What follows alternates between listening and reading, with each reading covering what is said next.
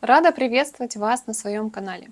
Если вы когда-то гуглили такой запрос, как «почистить печень», то вы наверняка столкнулись с огромным количеством вариантов. Лимон, свекла, магнезия очень часто встречается, и еще куча различных трав, БАДов и так далее. Здесь важно понимать, что печень это не раковина, это не кастрюля, и почистить ее просто изнутри нельзя. Да, действительно, можно убрать из нее жир, да, можно снять с нее воспаление, да, можно похудеть, но для этого всего не нужны вышеперечисленные способы, и тем более какие-то экстремальные диеты и крайности. С кем мы не знакомы, кто смотрит мои видео впервые, меня зовут Анастасия Кондор, я дипломированный интегративный нутрициолог, я работаю и с детьми, и со взрослыми, и я специализируюсь на индивидуальном подходе на анализах, работаю я с жировым гепатозом печени, с ожирением, я работаю с снижением веса именно через здоровье. Здесь нет абсолютно никакой магии, только индивидуальный подход на основе ваших анализов, только под вас. И я решила снять видео, где хочу отобразить такую базовую систему из 3 главных шагов, которая каждая будет заключаться какими-то мифами, про которые мы тоже с вами поговорим. Конечно же, дам продукты, которые точно стоит добавить, и почему, кому нет, кому да, то есть здесь тоже обязательно это обговорим, противопоказания. Также хочу сказать, что точно нужно исключить, если вы хотите заняться восстановлением своей печени, если вы хотите снизить количество жира и хотите улучшить свое здоровье в целом. Просмотрев это видео, вы уже точно поймете, что вам нужно делать уже буквально сегодня. Я не буду вас сегодня пугать, рассказывать какие-то страшилки, говорить о том, что жировой гепатоз перейдет в цирроз, какие последствия будут, если вы ничего не будете предпринимать. Я уже неоднократно это все реально обоснованно рассказывала, также без страшилок, поэтому можете это посмотреть в моих видео, какое-нибудь одно сюда прикреплю, то есть можно углубиться в это. А сегодня все-таки прям пошаговый план. Во-первых, что нужно сделать для того, чтобы начать восстанавливать свою печень, начать вообще-то ее очищать, дать ей помощь и подмогу и поддержку, это дать ей просто возможность восстанавливаться, то есть не нагружать ее. Я выделила таких 5 триггеров, которые наиболее часто я встречаю в своей работе, и хочу проговорить здесь еще раз, чтобы вы посмотрели, а если они у вас, и если есть, то, соответственно, будете понимать, что с этим делать. Первый частый такой триггер – это переедание вечером. Я очень часто говорю о том, что если вам вечером хочется есть, вы голодны, раздражительны, то посмотрите на весь свой день в целом. У вас как там вообще дела с завтраком? Посмотрите на количество ваших приемов пищи, на качество этих приемов пищи. Вам нужно понять, что такой режим, значит, это не ваш режим, он вам не подходит, нужно что-то менять. Вы не должны быть таким голодным человеком вечером, у вас не должно быть этого вечернего жора, не должно быть вечером шашлычка, картошечки, сальца с борщом. Это не те варианты, которые будут помогать вам улучшать свое здоровье. Наша печень ночью должна иметь ресурс и время восстанавливаться. Если вы вечером будете поздно есть, никакого восстановления там не будет происходить. Наоборот, жира будет все больше и больше. Следующий распространенный триггер, который супер часто встречается, это обезболивающие вообще хаотично в любое время. Утром проснулись, голова болит, пошли пить обезболивающее. Что-то приболели, сами пошли себе что-то назначили.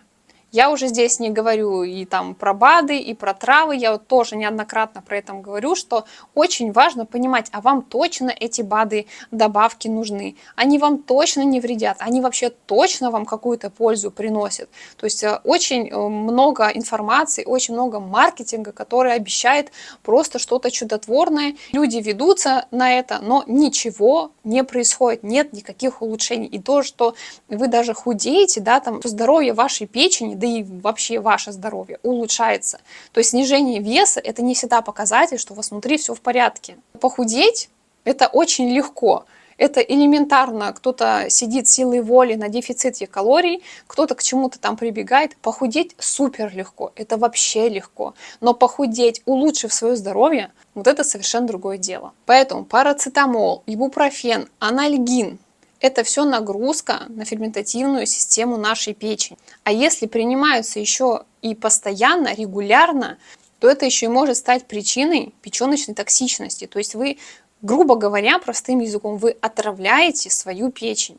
Потому что именно она должна с этим как-то справиться, именно она должна это все выводить. Следующий, третий триггер – это длительные голодания, интервальные голодания, это кето-диета, это какие-то другие экстремальные способы. Сейчас интервальное голодание стало какой-то модой, да и кето тоже. Но далеко не всем оно подходит. Я практически в каждом видео, где затрагивается эта тема, говорю, что эти методы не подходят для людей, у которых есть хронические заболевания. Если у вас есть проблемы с желчным пузырем, если его нет, то длительные голодания будут только ухудшать ваше состояние, ухудшать работу вашего желудочно-кишечного тракта. При гипотериозе, например, длительные голодания будут еще сильнее замедлять обмен веществ, то есть оно в целом будет замедляться обмен веществ, а вам вообще-то похудеть, восстановиться нужно, но при гипотериозе это все-таки более явно и очевидно, то есть наш организм как бы уходит в спячку. Поэтому прежде чем следовать чему-то модному, новому,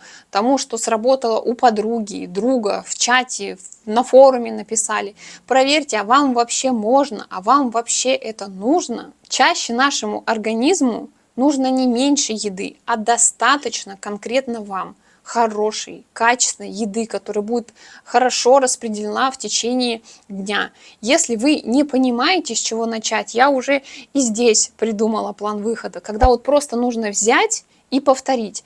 Ссылку в описании оставлю на меню, называется «Обновление за 14 дней». Все четко и понятно. Обычная понятная еда из обычного магазина. Просто возьмите и повторите. У меня много отзывов в моем телеграм-канале. Здесь в комментариях на YouTube пишут, как, что изменилось, да, 5 килограмм за неделю и так далее. Хотя вот такие порции. Вот сами посмотрите, вот такие порции. Ничего там, никакой голодовки нет. Просто взять и повторить. Поэтому не знаете, с чего начать, некогда сейчас, нет возможности пойти сдавать анализы. Не до этого сейчас. Хорошо. Просто взяли, повторили, увидели результат, вы уже будете понимать, какая порция вам нужна, как есть в течение дня, какие-то базовые рекомендации по еде. У вас это уже все будет. Следующий, четвертый триггер – это скрытые сахара в обычных продуктах. Даже если вы не едите сладости каждый день, скрытый сахар есть в очень многих продуктах. Не все, что нам маркетинг продает как ЗОЖ питание, как здоровое питание, действительно таковым является. Батончики, разные смузи, фреши, соки бутылированные, потом что там, разные завтраки, обезжиренные йогурты и так далее. Вот если вы посмотрите туда на состав, вы увидите, сколько же там сахара. Я уж не говорю и про сахарозаменители, которые туда добавляются, и добавки, которых там вообще в еде быть не должно. А ведь это все нагрузка на печень. Чаще всего фруктоза, сиропы различные, все, что подается под таким соусом полезности, но именно печень, точнее только печень перерабатывает фруктозу. И представляете, как еще дополнительно вот этой фруктозой ее можно нагрузить. Я не демонизирую сладости, я не придерживаюсь такого подхода, что вообще сладости никакие нельзя. Да можно сладости, просто важно их правильно вписать в свой день, понимать, когда вам их можно лучше и сколько вам их можно, но смотреть и на их качество. Опять же, я не говорю, что теперь все сладости нужно готовить только у себя на кухне. Я знаю, что не у всех есть такая возможность, да, по времени и так далее. Но просто обращать внимание на состав. Все это патока, фруктозы, фруктовые сиропы. Чаще всего, вот еще здесь ошибка, сейчас вот у меня прям в голове сразу всплыла, что многие убирают сахар, но покупают огромное количество разных сиропов. И в кашу, и йогурт, и везде. Различные сахарозаменители, подсластительные в упаковках. Здесь чаще сахар даже убирается, но столько сахарозаменителей здесь появляются, что лучше бы там был бы сахар, лучше бы там был бы этот кусок торта, чем вот эта вот такая история. То есть с этим просто нужно разобраться, там ничего сложного нету. Нету, что такой прям запрет, все, теперь ничего нельзя. Вот теперь с сахаром не убрать жировой гепатоз. Да можно, просто не в этом там дело. Следующий, шестой триггер – это хронический стресс. Зачастую я слышу, но я уже не пью вообще, я не курю, да и сладости я эти там ем просто понемножку. У меня в целом нормальная еда. Но откуда у меня этот жировой гепатоз? Ну почему я не худею? Почему он не уходит? А потом выясняется, 3 детей, на работе завал, поспать нормально не могу, хожу всю ночь, блукаю, не могу заснуть, утром разбитый, сразу на кофе сажусь, только так могу этот день вывозить, постоянно тревожность, постоянно стресс, новости читаю постоянно, у меня паника, у меня тревога и так далее.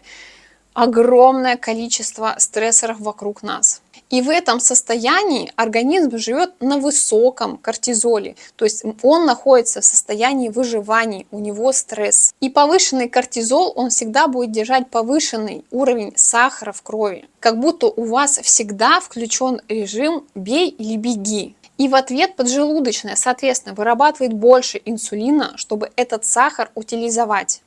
А повышенный инсулин – это сигнал к тому, что надо запасать, ну никак не отдавать. Ну как отдавать в состоянии стресса? И здесь получается замкнутый круг. Повышенный кортизол – это скачки сахара, это повышенный инсулин, образуется инсулинорезистентность. Потом инсулинорезистентность приводит уже к жировому гепатозу. То есть эту цепочку нужно разорвать. Поэтому восстановление печени в том числе начинается не только с питания, а с того, как вы спите, с этим тоже нужно работать, как вы реагируете на стресс. А, кстати, питание, которое у вас есть ежедневно, будет помогать вам, ну или не помогать, да, в зависимости, что вы едите, справляться с этим стрессом. Качество и наличие сна тоже будет вам помогать справляться с этим стрессом. Заметьте, я не говорю, что нужно исключить вообще весь стресс вокруг, да, то, как мы на него реагируем, куда важнее. Нам важно быть устойчивым человеком, закрыть базовые вот эти дырки, да, там питание, режим, какая-то активность, чтобы просто вот эти моменты, стрессоры, они нами более спокойно переваривались, чтобы мы более спокойно к ним относились. Вот в этом сила.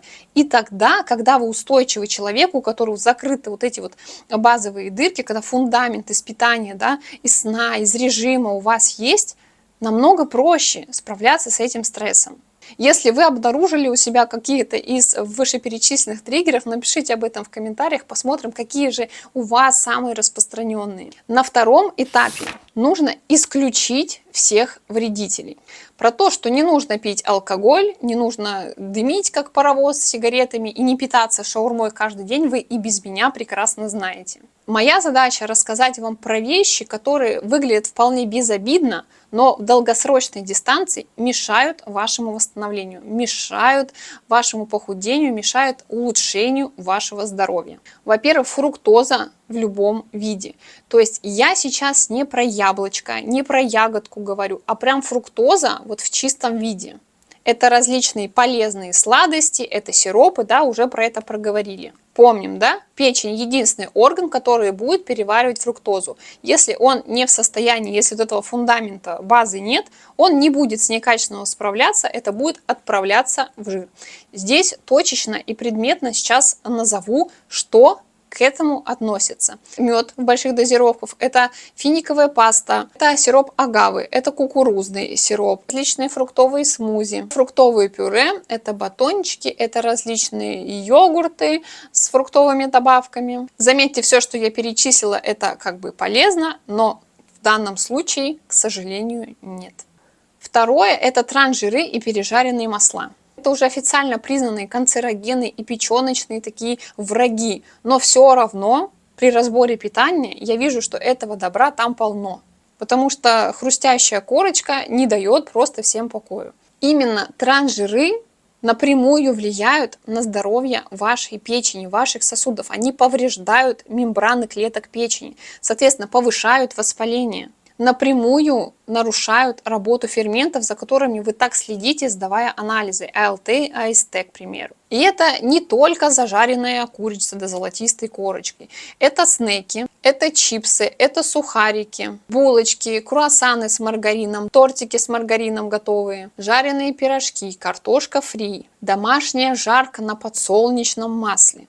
Дальше переходим к следующему пункту, это алкоголь даже чуть-чуть. Даже алкоголь по чуть-чуть, ну начнем с того, что чуть-чуть у всех все-таки разное количество, но при желании восстановить печень вы должны понимать, что в момент, когда вы употребляете алкоголь, печень не будет восстанавливаться, ваше здоровье не будет улучшаться. Весь наш организм будет работать на то, чтобы продукты распада и вообще вот эти все последствия нейтрализовать и утилизировать. Именно печень в большинстве всего будет это делать. Поэтому вы должны понимать, что когда вы употребляете алкоголь, вы приостанавливаете процесс своего восстановления. И в ближайшее время печень будет заниматься как раз-таки вот этим выпитым бокалом, например. Печень перерабатывает этанол. Соответственно, этанол дальше у нас ацетальдегид, и это токсин. То есть, соответственно, это токсическая нагрузка на печень. Пиво по выходным, бокал вина, чтобы расслабиться. И, внимание, здесь настойки.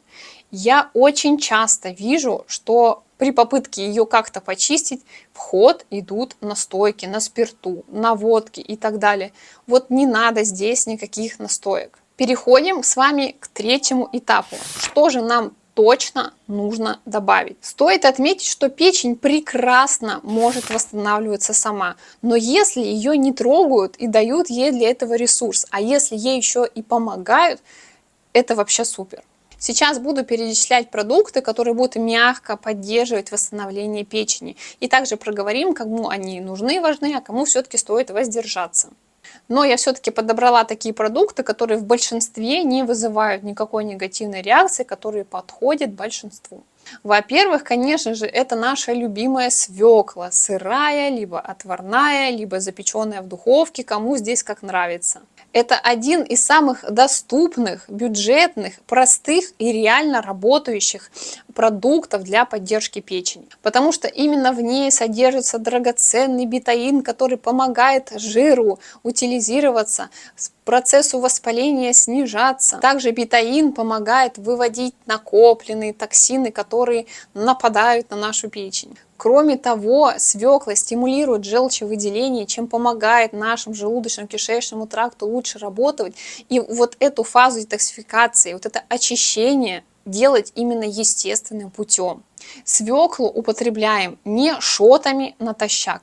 Отварите ее, либо запеките в духовке, нарежьте, положите к салату. Вот у меня в меню очень часто на ужин как раз таки добавлена свекла. То есть вот в той пропорции очень здорово, вот кто будет использовать, кто уже использует, сейчас вспомнит, что я тоже использую этот овощ очень активно. Можно сразу большое количество сварить, положить в холодильник и на всю неделю просто подрезать и класть в свою тарелку. Свеклу натощак мы не употребляем. Если сочетать свеклу с ложкой растительного хорошего масла, то тем самым вы будете помогать усваивать жирорастворимые вещества еще лучше. Если у вас есть камни в желчном пузыре, если есть активный холецистит, если гипотония, если повышенная кислотность в желудке, то есть здесь все-таки следите за умеренным количеством. То есть, конечно, здесь свекла не совсем противопоказана, просто здесь нужно следить за количеством. В целом за всем количеством всего нужно следить. Я всегда говорю, что хороша золотая середина. Не впадаем в какие-то крайности. Все хорошо в меру. Но в любом случае хочу проговорить эти моменты, чтобы вы тоже о них знали. Во-вторых, это квашеная капуста. Я все-таки за живую домашнюю капусту, а не за магазинную. Квашеная капуста – это не только супер источник витамина С, который тоже так важен для восстановления печени, это живая ферментативная еда. Там очень много молочно-кислых бактерий, которые помогают нашему желудку, нашему кишечнику работать лучше. Мы ведь с вами знаем, что кишечник и печень, они всегда работают в паре. Если микрофлора кишечника в порядке, то, соответственно, токсические вещества будут печенью выводиться быстрее и, соответственно, снижать нагрузку с печени, потому что ей будет оставаться намного меньше работы. Квашеная капуста тоже отображена в моем меню. Главное есть квашеную капусту не натощак. Также следить за количеством, чтобы не получить каких-то неблагоприятных симптомов. Сразу здесь тоже скажу, если у вас дуется живот на квашеную капусту, это не вина квашеной капусты, это вина состояния вашего желудочно-кишечного тракта. Поэтому сначала разбираемся с ним, возвращаемся к внедрению капусты. Что касается ограничений. Если у вас гастрит, если у вас постоянные отеки, если у вас гипертония, если у вас язва повышенной кислотности, то здесь, конечно, с капусткой нужно быть осторожней. Тоже меру свою прям высчитывать и точно знать. Также здесь я рекомендую все-таки предварительно ее промывать немножко под водой перед употреблением. Следующее – это куркума с черным перцем. Очень часто можно встретить ее в различных добавках, которые продаются. И продаются они чаще всего именно как раз в тандеме для печени, да, влияние, потому что куркума очень сильный антиоксидант, и она помогает снижать воспаление в печени, то есть помогает справляться печени с токсинами. Почему куркумин сочетают в добавках именно с черным перцем? Потому что черный перец содержит пиперин, который в разы, даже в десятки раз усиливает действие куркумина. Но здесь, как всегда, тоже стоит быть осторожным, далеко не всем это подходит. То есть перебарщивать здесь тоже не стоит. Я все-таки рекомендую добавлять и черный перец, и куркумин все-таки в виде хороших, качественных специй в готовую еду. Если вы принимаете антикоагулянты, да, разжижители крови, при желчекаменной болезни, либо каких-то обострений желчным пузырем, если вы беременны, то здесь все-таки стоит ограничить употребление таких специй. Следующие продукты, здесь даже два я выделила, это овсянка и гречка. Чем хороши эти виды каш? Овсянка, сразу уточню, долгой варки от 15 минут. Чем они хороши? Они хороши тем, что это такие мягкие углеводы, которые помогают длительно и более-менее равномерно удерживать уровень сахара. То есть дают ту самую стабильность, которую так не хватает при инсулинорезистентности, да, при желании восстановить печень. То есть эту стабильность как раз эти каши будут отлично давать. Также они содержат растворимую клетчатку, которая также будет мягко воздействовать и на ваш желудочно-кишечный тракт, то есть помогать, да, в это все своевременно выводить. Ну и, соответственно, тем самым снижает нагрузку на печень. Если у вас есть инсулинорезистентность, здесь важно есть не только один из этих видов круп, это важно сочетать все-таки в правильной тарелке, чтобы были и жиры, и белки, чтобы стабилизировать подъем сахара. Вот. Потом здесь очень важно, если у вас есть чувствительность к глютену, то есть здесь нужно точно проверять, да, чтобы не было следов с глютеном, то есть более тщательно подходить к выбору этих круп. Следующий пункт – это зелень, это руккола, это шпинат, это кинза. Зелень – это не просто какая-то эстетическая, да, составляющая блюда, это все-таки мощный источник антиоксидантов и пользы для восстановления здоровья. Зелень содержит драгоценный хлорофилл, который будет помогать печени восстанавливаться, снижать токсическую нагрузку, работать с пищеварением, то есть с кишечником, тем самым, опять же, снижая нагрузку, да, на печень. То есть здесь такая тоже многоуровневая поддержка для организма. Также хлорофилл очень качественно помогает очищать кровь, то есть он как бы помогает печени, тем самым тоже снизить нагрузку, печени будет меньше работы оставаться. Для того, чтобы жирорастворимые витамины лучше усваивались, лучше использовать эту зелень также с ложкой растительного хорошего масла. Если у вас есть оксалатные камни, например, в почках или в желчном пузыре, то стоит ограничить здесь следующие виды зелени. Это шпинат, это щавель, это руккола. Ну и, конечно же, если у вас есть чувствительность и аллергия на какой-то вид зелени, то, конечно, это тоже не используйте. Здесь я добавила еще один продукт, ну как бы такой, скажем, дополнительный, потому что далеко не у всех он есть в доступе, но все-таки есть люди, которые про него спрашивают, интересуются, потому что все-таки он есть, и поэтому я считаю, что важно про него поговорить в том числе, потому что он супер, как помогает печени. Я сейчас не говорю про него в добавках, я уже рассказывала это в каком-то из своих видео, сюда прикреплю. То есть там именно про артишок в добавках, да, нужен ли, какой и так далее. Здесь я прям про конкретно продукт. Вещества, которые содержат артишок, они напрямую помогают исцеляться печени, то есть они помогают клеткам восстанавливаться, избавляться от жира, избавляться от токсинов. То есть такая регенерирующая особенность у него. Из ограничений здесь может быть аллергия на семейство астровых, это может быть гипотония, это может быть, когда у вас есть камни в желчном пузыре, потому что артишок тоже достаточно сильно стимулирует желчеотток, ну, соответственно, да, помогая печени, ему уже это главное сделать. Если вы возьмете себе на заметку каждый из этих пунктов, начнете внедрять эти этапы, вы уже увидите улучшение. Для тех, кто не хочет экспериментов над собой, хочет просто взять уже и разобраться с этим моментом, реально восстановиться, реально улучшить свое здоровье, похудеть, выглядеть, чувствовать себя иначе, да, не существовать, а жить, да, как это многие говорят. Для вас я оставлю ссылку в описании под этим видео на запись, на консультацию, чтобы мы могли построить для вас конкретный план, пошаговый восстановления именно под вас. Я благодарю вас за просмотр этого видео. Я надеюсь, оно было для вас полезным. Я надеюсь, что оно было не просто полезным, а что вы действительно будете внедрять какие-то из этих привычек, из этих продуктов, уберете то, что точно нужно убрать.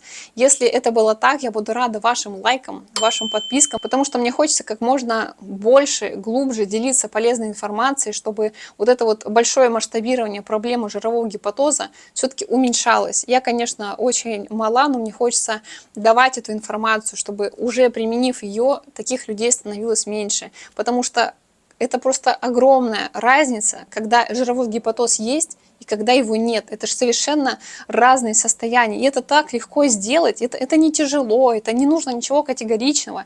С этим нужно начать разбираться. И вот этими видео мне хочется это все донести, показать, рассказать максимально точечно, максимально подробно. Если у меня это получается, я очень рада вашим комментариям, вашему отклику. Это помогает развиваться моему каналу. Я вижу этот отклик и понимаю, что все не зря. До встречи в следующих видео. Конечно же, будьте здоровы!